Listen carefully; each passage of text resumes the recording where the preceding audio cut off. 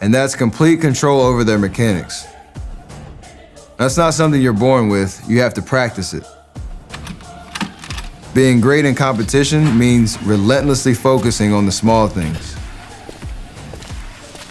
In this class, I'm going to show you my mechanics and how I structure the work that I do. You have to get in the gym and put a ball in your hands and work on your mechanics every single day. If you can commit to doing that, you can be as great as you want to be. That was my walk.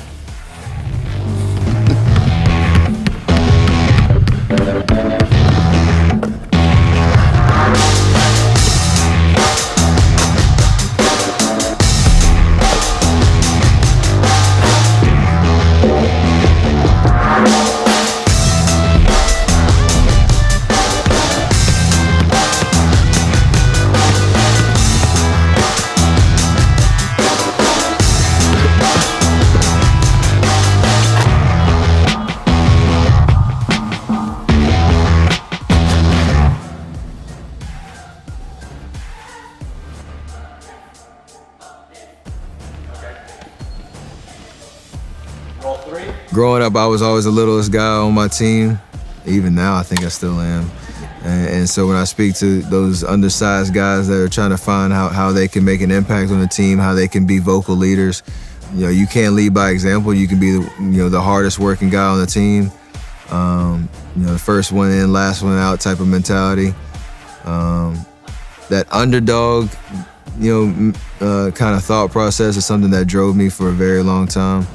To prove naysayers wrong, but mostly it's all based on the confidence that you have in yourself. You don't listen to what anybody says you can't do because you know that you can.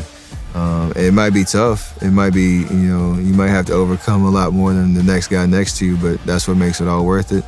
You can impact people by how you approach your everyday, and that's something that I still try to do.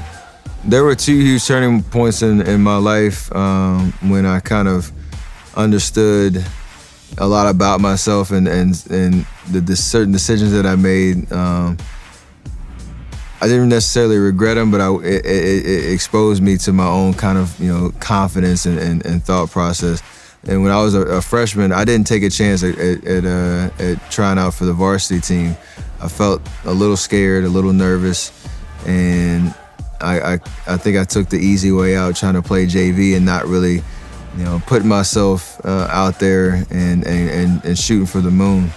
And about halfway through my JV season, I really regretted that decision because I felt like I was good enough to play on the next level, but I didn't really have that belief to put that into action when the time mattered. And so I told myself I would never be timid about anything like that ever again.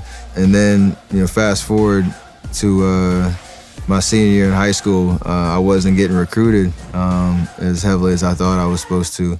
The waiting process trying to get recruited was really stressful. It really nagged at me pretty much every day. It drove me to work hard, but then when I didn't have any patience then. I was getting frustrated with the process because I felt like the time that I had put in and my own belief in my game at that point wasn't being reflected in the scholarship offers and the attention from the big time Division I schools, and none of it worked out. And so it wasn't a great feeling, but when I was able to pick a school in Davidson, a real small school, nobody knew about them from a basketball standpoint, that I was able to create my own journey and my own story, and understanding the power and the beauty in that, and embracing it. It taught me patience. It taught me to appreciate the opportunity you have, and that everything happens for a reason, and to embrace whatever your story is, and the rest is history. I'm Stephen Curry, and this is my masterclass.